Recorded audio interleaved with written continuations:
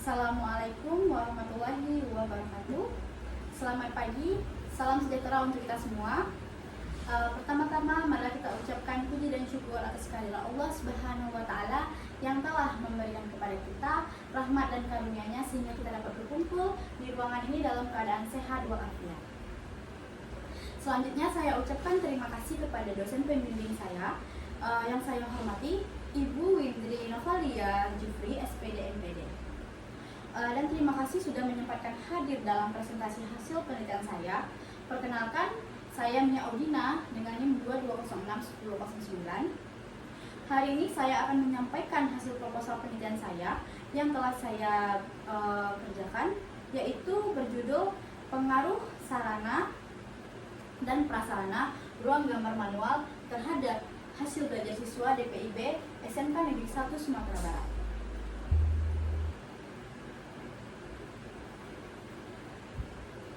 Selanjutnya kita masuk pada bab 1, pendahuluan. Pada bagian bab 1 ini terdapat latar belakang penelitian. Yang pertama, poin pertama yaitu kondisi ruang gambar manual di SMK Negeri 1 Sumatera Barat menurun kualitasnya. Jadi, seiring berjalannya waktu, pada ruang gambar manual di SMK Negeri 1 Sumatera Barat ini mengalami penurunan kualitas, minimnya pemeliharaan, kurangnya pembaruan peralatan dan kurangnya perhatian terhadap kebutuhan fasilitas yang menyebabkan ruang tersebut itu tidak lagi memenuhi standar yang sudah ditetapkan untuk kegiatan belajar yang efektif. Alhasil, ruang gambar manual ini terpaksa ditutup dan tidak dapat digunakan lagi. Poin kedua yaitu dipindahkan ke ruang pengganti yang tidak sesuai. Sebagai solusi sementara, itu siswanya dipindahkan ke ruangan yang lain atau ruang pengganti, di mana tidak lagi memenuhi standar yang dibutuhkan dan fasilitas yang diperlukan, tetapi juga tidak dirancang untuk mendukung proses menggambar yang memerlukan ruang gambar itu ruang yang cukup, pencahayaan yang baik, dan peralatan yang memadai. Jadi, kondisi itu menghasilkan tantangan besar bagi siswa dan guru dalam menjalankan kegiatan pembelajaran. Poin ketiga yaitu penelitian bertujuan memberikan gambaran pengaruh fasilitas terhadap hasil belajar. Jadi, penelitian ini diharapkan dapat memberikan wawasan yang lebih jelas mengenai hubungan antara sarana dan prasarana dengan hasil belajar siswa. Selain itu, hasil penelitian ini diharapkan dapat menjadi acuan bagi pihak sekolah dalam mengambil keputusan terkait perbaikan dan pengembangan sarana dan prasarana pendidikan. Lanjut, ini adalah hasil dari observasi saya mengenai kelas pengganti, dan untuk kelas ruang gambar yang sebelumnya itu saya tidak dapat datanya karena ruang gambar tersebut sudah terkunci, dan saya hanya dapat mengambil data atau dokumentasi hasil kelas pengganti yang dimana kita dapat kita lihat dan kita dapati identifikasi masalah, batasan masalah, dan rumusan masalah. Pada identifikasi masalah, yang pertama, kondisi ruang gambar manual ini tidak memadai. Yang kedua, pemindahan ruang gambar yang lain itu tidak sesuai, karena dapat kita lihat dari gambar sebelumnya itu sarananya yang kurang memadai. Yang ketiga, itu kurangnya alat dan bahan ajar yang memadai. Yang keempat, dampak negatif terhadap hasil belajar. Lanjut pada batasan masalah. Pada batasan masalah, penelitian ini berfokus untuk meneliti pengaruh sarana dan prasarana terhadap hasil belajar siswa agar menghasilkan temuan yang relevan serta manfaat bagi pengembangan sarana dan prasarana pendidikan di SMK Negeri 1 Sumatera Barat. Lanjut pada rumusan masalah. Pada rumusan masalah, faktor penyebab ruang gambar manual itu tidak dipakai lagi.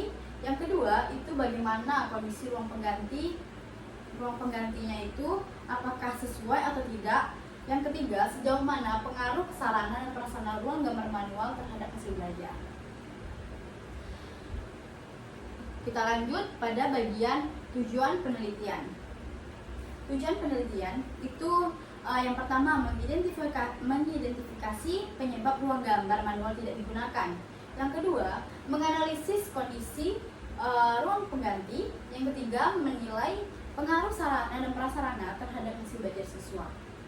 Yang ketiga, selanjutnya itu manfaat penelitiannya. Manfaat penelitian yang pertama itu bagi siswa. Bagi siswa itu membantu siswa menyadari bagaimana kondisi ruang belajar ini dapat mempengaruhi proses pembelajaran mereka. Dengan pemahaman ini, siswa itu diharapkan akan lebih menghargai pentingnya lingkungan yang belajar yang menghasilkan lingkungan yang kondusif. Kemudian yang kedua itu bagi guru. Manfaatnya itu meningkatkan metode pengajaran dengan memberikan informasi yang mendukung. Guru itu dapat merancang strategi pengajaran yang lebih efektif dengan memperhatikan kondisi ruang belajarnya. Selanjutnya bagi sekolah itu perbaikan fasilitas dengan mengusulkan berbagai perbaikan pada sarana dan prasarana yang akan berkontribusi pada peningkatan kualitas pendidikan secara keseluruhan. Oke, kita lanjut pada bab 2 yaitu pembahasan. Lanjut kita masuk pada landasan teori. Pada landasan teori itu terdapat pengaruh menurut Higiono dan Purwantara. Pengaruh itu merupakan dorongan atau bujukan dan bersifat membentuk atau merupakan suatu efek. Kemudian dari menurut para ahli dan dapat kita simpulkan, pengaruh itu adalah suatu daya yang timbul dari sesuatu, baik itu orang maupun benda yang ada di dalam yang ada di alam, sehingga memengaruhi apa yang ada di sekitar kita. Lanjut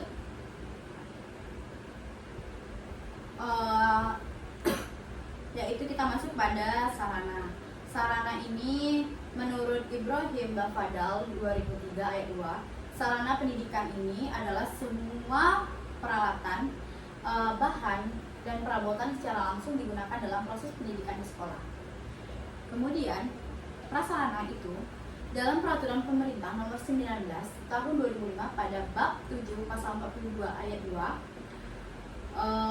Undang-Undang nomor 5 ayat 19, yaitu prasarana yang meliputi lahan, ruang kelas yang pimpinan satuan pendidikan itu ruang pendidik, ruang tata usaha, ruang perpustakaan, ruang laboratorium, ruang bengkel, kerja, tempat berolahraga, tempat beribadah, tempat bermain, tempat berkreasi, ruang atau tempat lain yang diperlukan untuk menunjang proses pembelajaran yang teratur dan berkelanjutan.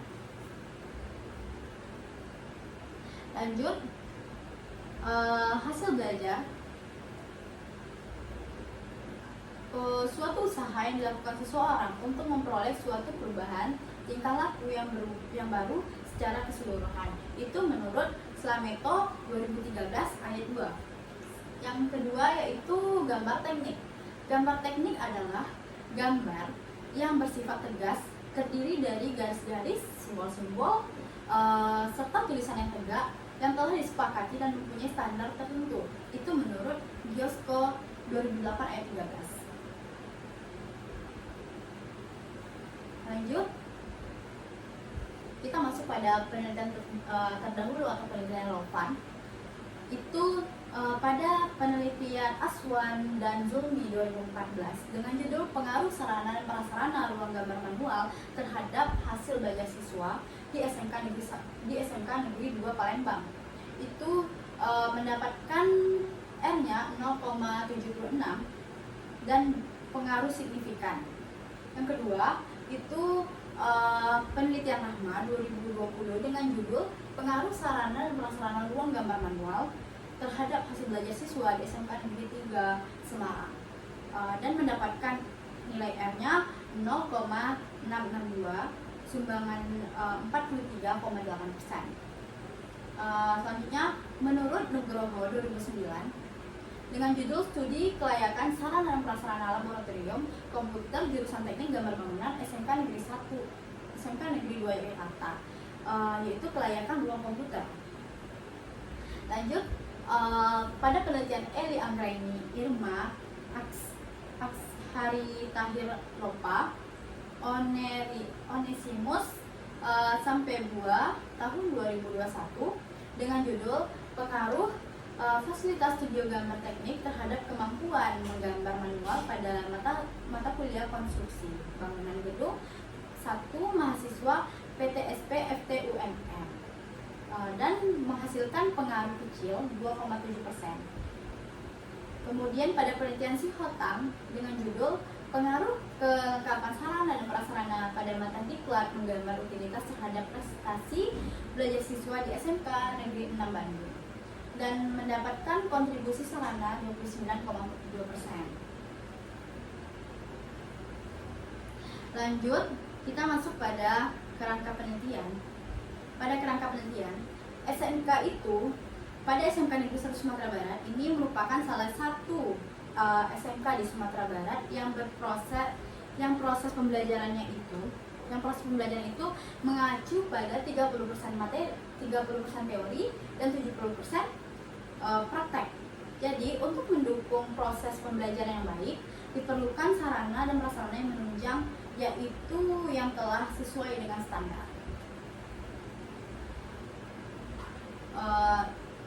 Jadi ruang gambar manual yang kita ketahui pada SMK tersebut itu kurang sesuai standar. Jadi hasil belajar siswa DPIB ini dipengaruhi oleh kualitas fasilitas. Dengan penelitian ini kita dapat menilai pengaruhnya tersebut. Lanjut, kita masuk pada bab 3. Bab 3 tentang metode penelitian. Pada bagian metodologi penelitian ini, pertama ada jenis penelitian. Jenis penelitian ini yang saya pakai itu jenis ex post facto. Jadi ex post facto ini ialah penelitian yang dilakukan untuk meneliti peristiwa yang telah terjadi. Penelitian untuk meneliti peristiwa yang telah terjadi, peneliti ini menggunakan pendekatan kuantitatif. Jadi karena informasi atau datanya diwujudkan dalam bentuk angka dan dianalisis berdasarkan analisis statistik. Lanjut, prosedurnya tuh yang pertama dengan kita mempersiapkan hasil dari proposal kita, kemudian kita menggunakan instrumen dengan teknik kuesioner dan dokumentasi, kemudian kita olah data dan analisis, kemudian kita laporkan kembali kepada sekolah tersebut dengan hasil penelitian kita tersebut. Kemudian kita lanjut pada subjek dan instrumen penelitian. Pada subjek ini kita membutuhkan siswa kelas 10 DPIB di SMK Negeri 1 Sumatera Barat dengan sampel 40 siswa, dan kita memakai instrumennya itu kuesioner Likert, validitas dan reliabilitas yang diuji.